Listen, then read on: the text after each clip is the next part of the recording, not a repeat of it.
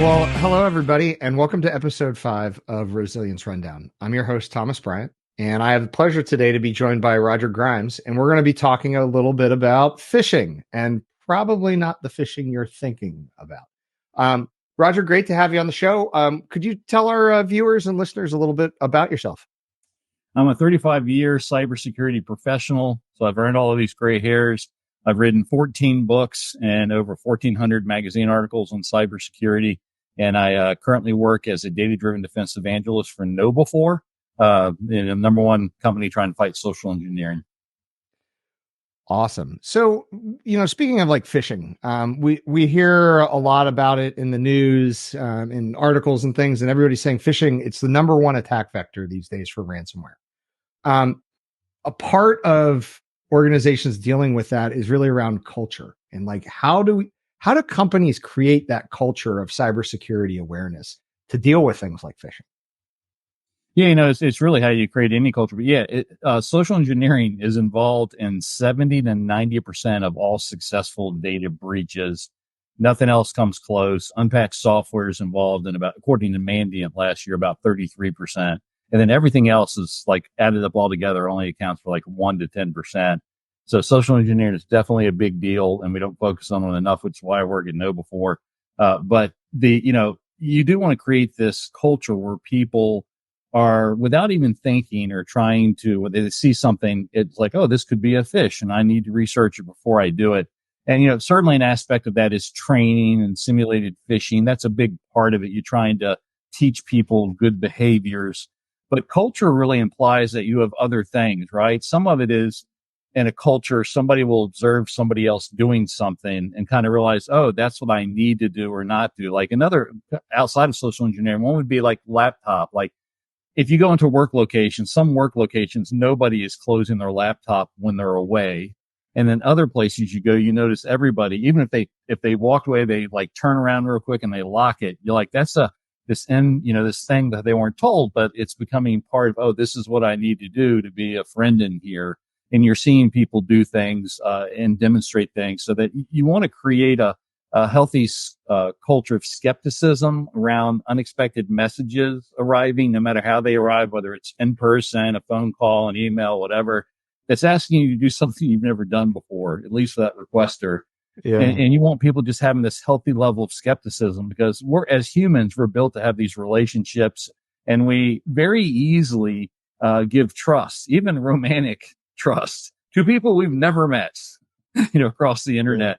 And so the idea of making it a part of your security culture is, again, trying to example and live and demo behaviors that you want your entire organization to implement and to do. And again, it's more than just training and simulated phishing. It's these small clues that we'll see other people do. Maybe you may have something called a security champion or something that's talking about, hey, this is what you should do. You should report that to the IT group or something.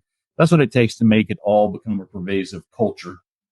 It's interesting. It made me think back. So the last place that I worked, they did simulated phishing messages, and they had like a random name generator. So they tried to make sure they never got any employees. And one time it used my name.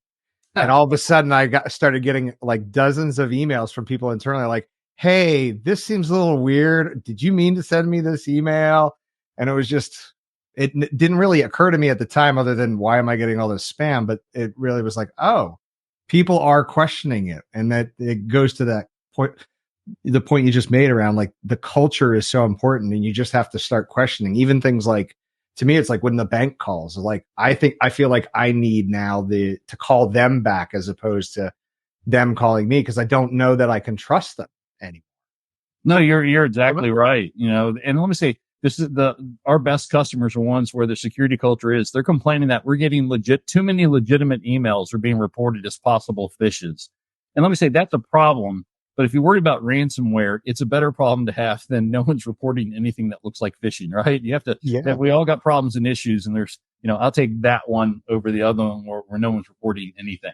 Yeah, absolutely. But I mean, like, so what for companies that do get like false positives like that, are there tools or technologies that you would recommend, like that can help just in general, I guess, from a phishing defense perspective, or helping to show like what's real phishing versus, Yeah, I mean, legit emails? yeah, let me say, certainly, especially in the days of AI, everyone's trying to develop better tools that will detect and stop. The best defense is one that stops the potential phishing message from getting to a user where they have to make a security decision, right? If it's blocked, best defense ever.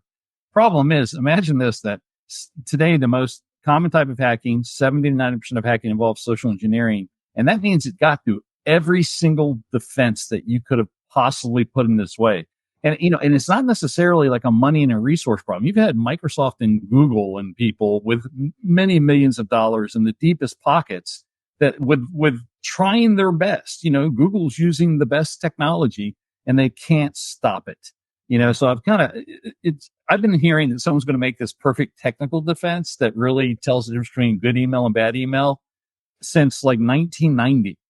And I can remember different CFOs and different CISOs and CEOs. Oh, we got it. It never seems to happen. And now 35 years later, I'm not really sure it's going to happen. I kind of think it's like crime, like real world crime. We don't think we're ever, you don't want to live in the world where no crime could ever be committed, right? It'd just be kind of a weird place to live. You would have no freedoms. I think the same thing's kind of going to be in email, is that we're never going to have the perfect defense tool, but it certainly would be nice to make it a lot less than it is today. And, everybody's trying to get the perfect tool. My company's trying to get the perfect tool. And, right now, even with everybody having content filters and, and antivirus and everything, it's still, like suppose we even perfected it in email. Well, you still got to perfect it on SMS messaging and WhatsApp and Slack and phone calls, and even in person. It really is is quite a difficult problem to solve. And I would say this, I don't think anytime in the next 10 years, we're going to have a technical defense that really defeats most of it, enough so we can really reliably rely upon it. But hopefully one day, I would love one day for something else to be a major problem, maybe like a cloud Trojan virus or something like that. But it's been social engineering since the beginning of computers. Unpatched software has been number 2 since the beginning of computers. And I don't see anything in the next 10 years that's likely to change that equation. Yeah. Well, I mean, so it sounds like there's a balance, right, between the productivity of our users and like security measures. Like, how do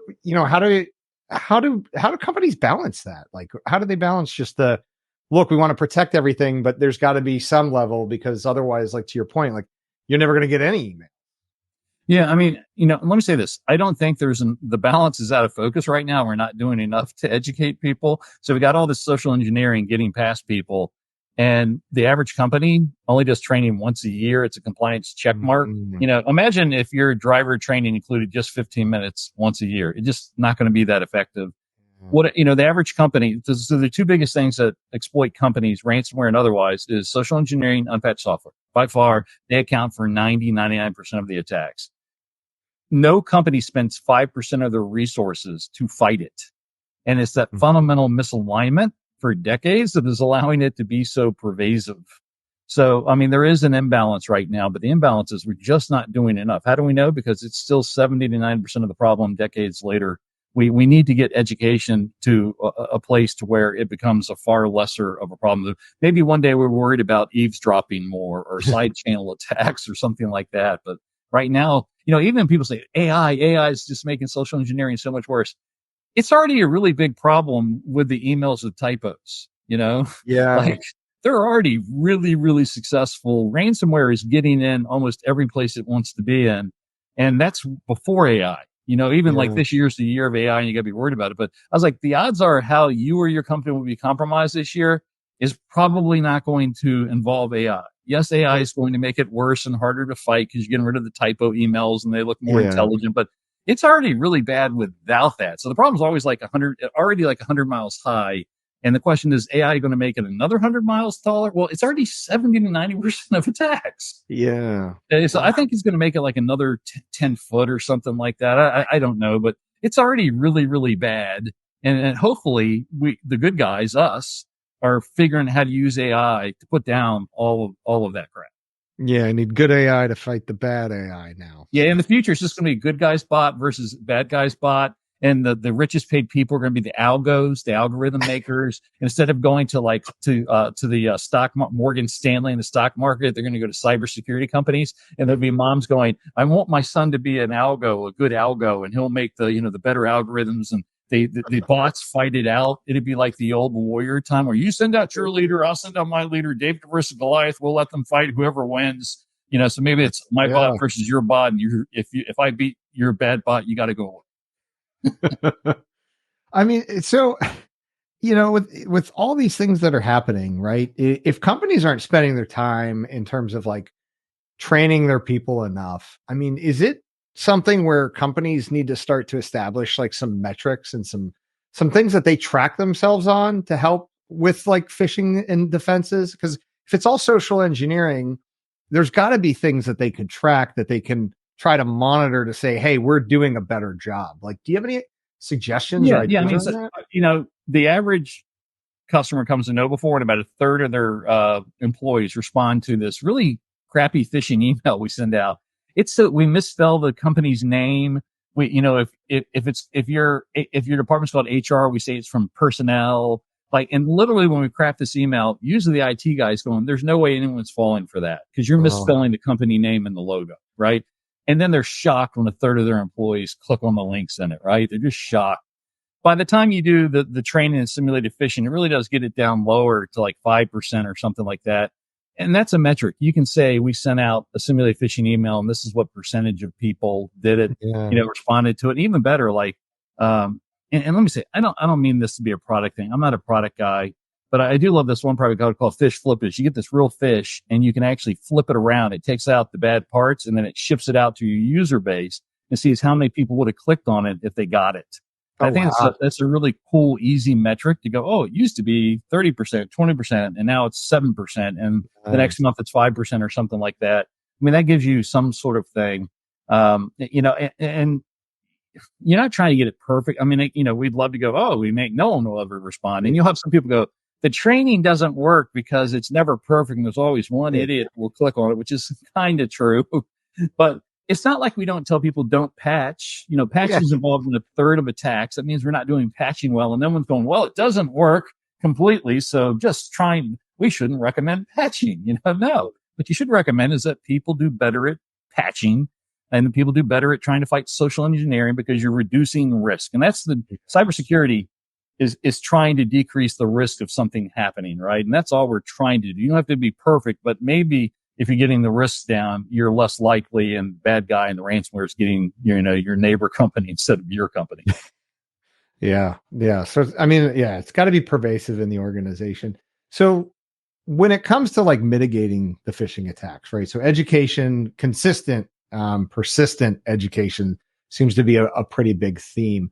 Is there anything from like an incident response side, like so that plays into mitigating phishing response at all? Certainly, so anytime you're trying to defeat any threat in the cybersecurity world, it's policies. You implement policies like we never ask for your password in an email and make sure, or use them you have to use multi-factor authentication. So you have your policies, then you have your technical defenses for social engineering, like content filtering and antivirus and that sort of stuff. And then you have education. You need all three: policies, technical defenses, education. And then part of that is also response, right? So if someone thinks they've been compromised, you have a well planned out response. You have to have detection, because usually when you get a social engineering thing, sometimes they're stealing your password. About half of the phishing emails are trying to steal your credential, but the other half are trying to get you to execute content. Some type of malicious document or something. And if you can have good detection, monitoring and detection with a quick response, that's going to do a lot to reduce your risk. Like, so ransomware is everywhere. But the average ransomware is usually in a company. It used to be months, and I've seen it years. I've seen ransomware embedded in a company so long, they made it part of their build. They were telling, Dell, make sure when you send us a Dell, include these programs in the ransomware because somebody thought it was like a firewall add-on or something like that.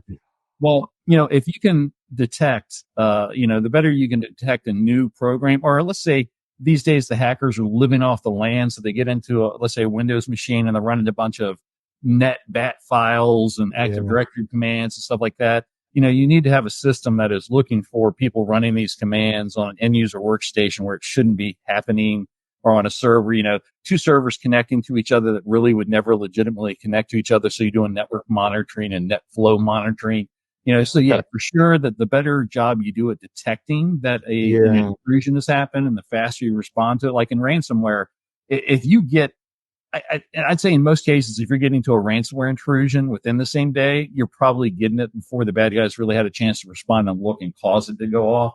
Yeah. Interesting. No, I mean, the other thing I think like that pops in my head is like decoys, right? So once they do get in, having those decoys that can deceive the bad actors to I wrote a find, book on hey, honeypot. I wrote a yeah, book on yeah, honeypot honeypots many years or ago, and they yeah, call it decoy technology today. You always got to give it new names, and then usually throw AI and possibly quantum oh, on the end of it, and then oh, don't forget canary. and we monitor it on the blockchain. You start throwing all those things together, Yeah. and you've really got, or next gen.